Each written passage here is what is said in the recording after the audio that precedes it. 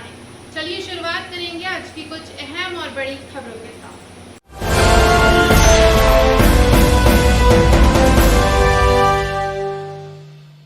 चिकित्सक ने लगाया तहसीलदार पर आरोप। जुन्नारदेव विधानसभा क्षेत्र के उप तहसील तामिया के सामुदायिक स्वास्थ्य केंद्र में पदस्थ संविदा चिकित्सक चिरंजीवी पावर के द्वारा तहसीलदार पर मानसिक रूप से प्रताड़ित करने का आरोप लगाया गया है। चिकित्सक पवार का कहना है कि यहां स्वास्थ्य कर्मियों की कमी के कारण कोविड-19 के सैंपलिंग के कार्य में कार्यरत होने के बावजूद भी कई अन्य कार्य करना पड़ रहा है। ऊपर से तहसीलदार द्वारा अभद्र व्यवहार किया जा रहा है, जिसके चलते मैं इस्तीफा देना चाहता हूं। कोविड-19 की ग्रामीण क्षेत्रों में सैंपलिंग के दौरान कई अन्य गंभीर समस्याओं का सामना करना पड़ता है। वहीं तहसीलदार का कहना है कि मेरे अधीनस्थ कर्मचारी हैं और मेरे द्वारा जानकारी मांगी गई, कोई अभद्र व्यवहार नहीं किया गया। छिंदवाड़ा टुडे न्यूज के लिए जुन्नारदेव से मोहम्मद जलील की रिपोर्ट। के द्वारा अभद्र लैंग्वेज का यूज किया गया एवं काम के प्रति प्रेशराइज किया गया एवं मैं हमेशा अपने काम के प्रति एकनिष्ठ एक भाव से काम करता हूं एवं इतना भी प्रेशर ना दिया जाए कि कोई व्यक्ति काम नहीं कर पाए। मैं काम के लिए मना नहीं कर रहा हूं, लेकिन काम मिले तो मैं काम करूं, लेकिन इतनी अभद्र लैंग्वेज और सब चीज मेरे प्रति यूज की जाती है कि मैं काम करने के लिए बिल्कुल ही खुश नहीं हूँ। मैं आज रिजाइन देके जाना चाह रहा हूँ। कोई उन सबके सामने किया, कोई अभद्रता नहीं की मैंने। इसके पश्चात माननीय विधायक जी ने वो ऑक्सीजन वगैरह का जो इंस्ट्रूमेंट वहाँ हॉस्पिटल में दिए, तब सब लोग हम 4:30 बजे वहाँ पहुँचे। उसके बाद एसडीएम विधायक जी वो सब कार्यक्रम के बाद चले गए। एसडीएम साहब, हम और अन्य अधिकारी कम से कम 20-25 मिनट वहाँ थे। टीआई हम लोग सब थे। यदि मैंने ऐसा कुछ गड़बड़ किया था तो उस आवेदक को, उस डॉक्टर को चाहिए था कि वो आके एसडीएम साहब के सामने बात करता। ऐसा कुछ नहीं किया। हमारे इस सब के बाद अभी अचानक ये वीडियो इसमें हम देख रहे हैं ऐसी ये न्यूज़, तो ऐसी मैंने कोई अभद्रता ना ही मैं किसी के साथ अभद्रता करने की चेष्टा करता हूँ। अधीनस्थ स्टाफ है, इनके साथ सर जैसे अभी व्हाट्सएप पे चल रहा है सर, ऐसे डालने वीडियो वायरल करने वालों पे क्या एक्शन लोगे आप? अब मैं क्या एक्शन लूँगा? मैं जो वैधानिक कार्रवाई होगी वो वरिष्ठ अधिकारी करेंगे। मुख्यमंत्री शिवराज सिंह चौहान का बयान, कहा पॉजिटिविटी रेट गिरता जा रहा है लगातार। मुख्यमंत्री शिवराज सिंह चौहान ने बयान देते हुए कहा कि हमारा पॉजिटिविटी रेट लगातार गिरता जा रहा है। आपसे चर्चा करने के लिए जुड़ा हूँ, सहयोग मांगने आया हूँ। स्वस्थ होने की दर बढ़ रही है, 25% तक पहुँच गया है, जो घटकर 18% तक आ गए हैं। लंबा सफर अभी बाकी है। हम सबसे पीछे हैं।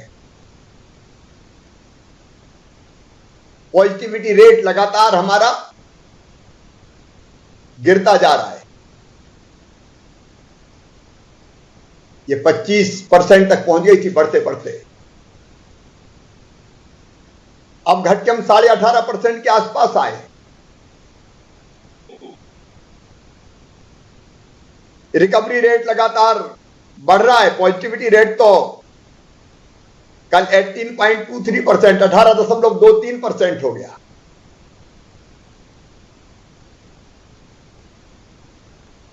बढ़ते हुए केसों की, पॉजिटिव केसेस की संख्या थम गई है। जबलपुर में गेहूं खरीदी केंद्र पर केंद्र प्रभारी की गुंडागर्दी।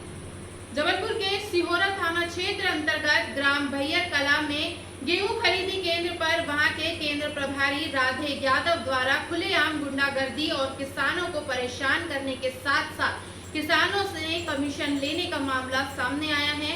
पूरा मामला प्रकाश में तब आया जब खरीदी केंद्र पर एक मीडिया कर्मी खुद अपना गेहूं बेचने आया हुआ था।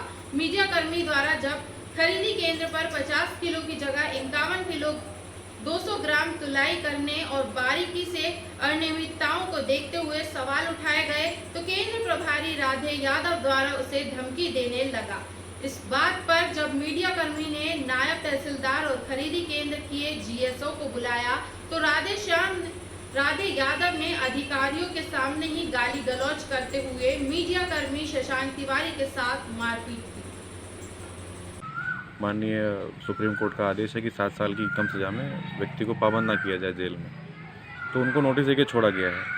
हालांकि जो ये मुद्दा है जिसके बारे में पता लगा है कि जो अनावेदक है इस मामले में, उसके ऊपर पहले से कई लोगों ने आरोप लगा रखे हैं कि समिति में तौलाई के दौरान काफ़ी अनियमितताएँ आई हैं और इसकी जांच जो है राजस्व विभाग भी अपने स्तर पे कर रहा है। तो मेरा निवेदन यही रहेगा कि अगर इसकी जांच की रिपोर्ट हमें मिल जाए तो उसके आधार पर जो भी कानूनी कार्रवाई होगी वो कर लेंगे। सदका ए फित्र पर बोले इमाम साहब। इमाम ने की सदका फित्र जरूरतमंदों को देने की अपील। मसाजिद हामिद के इमाम मुफ्ती अब्राहम साहब ने अपील करते हुए कहा कि जरूरतमंदों को जल्द ज़कात और फितर अदा करें, जिससे उन पैसों अपनी ईद एवं जरूरत पूरी कर सके। आपने बताया कि सदका फितरा किन लोगों पर वाजिब है। माँ बाप अपनी औलाद, बेटा बेटी, नवासा नवासी, दादा दादी, नाना नानी को नहीं दे सकते ज़कात। और अब चंद दिन बचे हैं तो इन दिनों में हमें चाहिए ख़ास तौर से ईमान वाले भाइयों को कि इन दिनों की कदर करें और अपने माल की ज़कात अदा करें। इसी तरीक़े से सदक़े फ़ित्र हर वो शख्स जिसके पास 52.5 तोला चांदी या इतने उसके पास पैसे हैं कि वो इतनी चांदी ख़रीद सकता है, तो अपने माल की ज़कात निकाल कर वो गरीबों की, मोहताजों की मदद करे और ज़कात भी निकाल कर गरीबों की, मोहताजों की मदद करे, बेवाओं की मदद करे। अपने महल्ले में, अपने गली में, अपने पड़ोसियों में, अपने रिश्तेदारों में देखे कि कौन गरीब है, कौन मोहताज है, किसको क्या ज़रूरत है। इसी तरीक़े से अपने ईमान वाले भाइयों की मदद के साथ साथ अपने जो गैर मुस्लिम भाई हैं, अपने बिरादरान वतन जो हैं, इनकी भी मदद करें, लेकिन इनकी ज़कात और सदक़े से नहीं, इनकी इस माल से हटकर दूसरे माल के ज़रिए इनकी भी मदद करें, क्योंकि अपने पड़ोस में इस्लाम कहता है कि आपका पड़ोसी कोई भूखा न रहे। ऊंचे दामों पर ऑक्सीजन सिलेंडर बेचने वाले सप्लायर्स हुए गिरफ्तार। जबलपुर में क्राइम ब्रांच को शिकायत मिली थी कि ऑक्सीजन गैस सिलेंडर को ऊंचे दामों में बेचकर मुनाफा कमाया जा रहा है। इसमें कुछ ऑक्सीजन गैस सिलेंडर के सप्लायर शामिल हैं। यह सूचना मिलने के बाद क्राइम ब्रांच ने तफ्तीश की और इसके बाद जिला प्रशासन के अधिकारियों के साथ मिलकर शुक्रवार की सुबह सिविल लाइंस क्षेत्र में स्थित अरविंद गैस एजेंसी पे छापा मारा। इस एजेंसी में कई खाली ऑक्सीजन गैस सिलेंडर रखे हुए थे और इसके साथ ही कुछ ऑक्सीजन गैस सिलेंडर को ऑटो रिक्शा में रखकर सप्लाई करने की तैयारी थी। क्राइम ब्रांच और जिला प्रशासन की टीम ने एजेंसी के संचालक अरविंद श्रीवास्तव से एजेंसी के रजिस्ट्रेशन और उद्योग विभाग से अनुमति पत्र दिखाने के लिए कहा, लेकिन एजेंसी संचालक के पास ऐसे कोई दस्तावेज न होने पर अधिकारियों की टीम ने अरविंद गैस एजेंसी में रखे हुए ऑक्सीजन, नाइट्रोजन, हीलियम गैस के 8 सिलेंडर को जब्त कर लिया और एजेंसी को सील कर दिया है।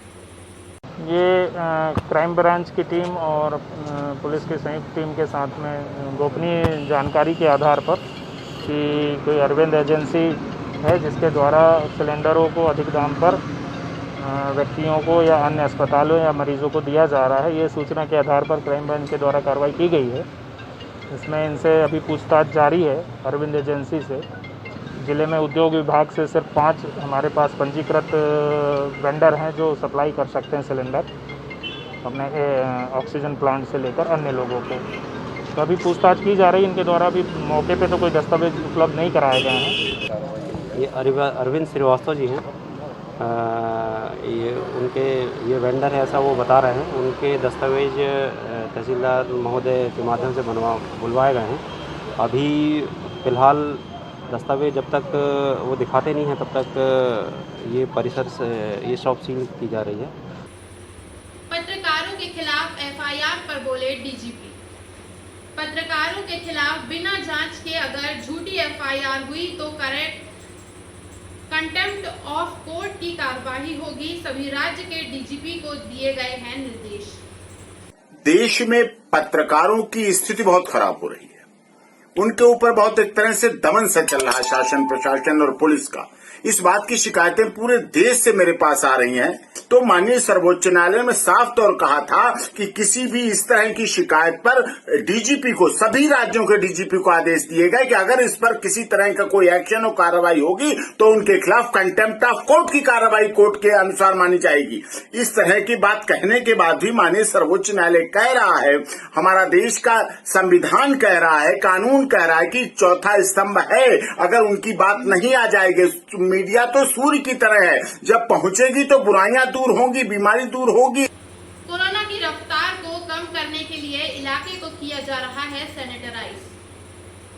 जबलपुर में संक्रमण की रफ्तार तेजी से बढ़ रही है। वहीं इसी बीच नगर निगम द्वारा की जाने वाली सैनिटाइजेशन की व्यवस्था सुस्त नजर आ रही है।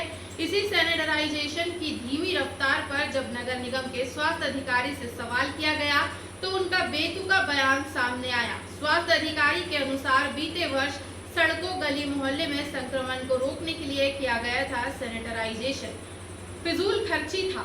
ऐसे में इस बार संक्रमित मरीजों की जो सूची प्रशासन द्वारा उपलब्ध कराई जाती है, नहीं ऐसा नहीं है, सैनिटाइजेशन हो रहा है। एक्चुअल पे आपको भी मैं कहूँ या पब्लिक को भी कहूँ, पिछली बार ऐसा था कि हम लोग एक तरफ से पूरे के पूरे मार्केट कराते थे, रोडें में बिल्डिंगों में पूरा जो है सैनिटाइजेशन होता था।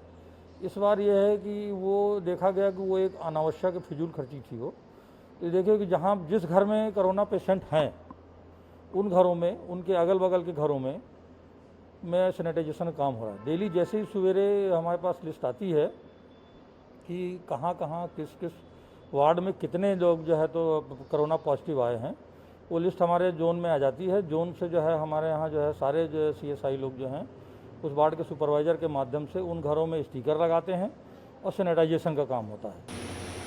इस वक्त की खबरों में इतना ही। आगे की खबरों के लिए बने रहिए हमारे साथ और मुझे दीजिए इजाजत। नमस्कार।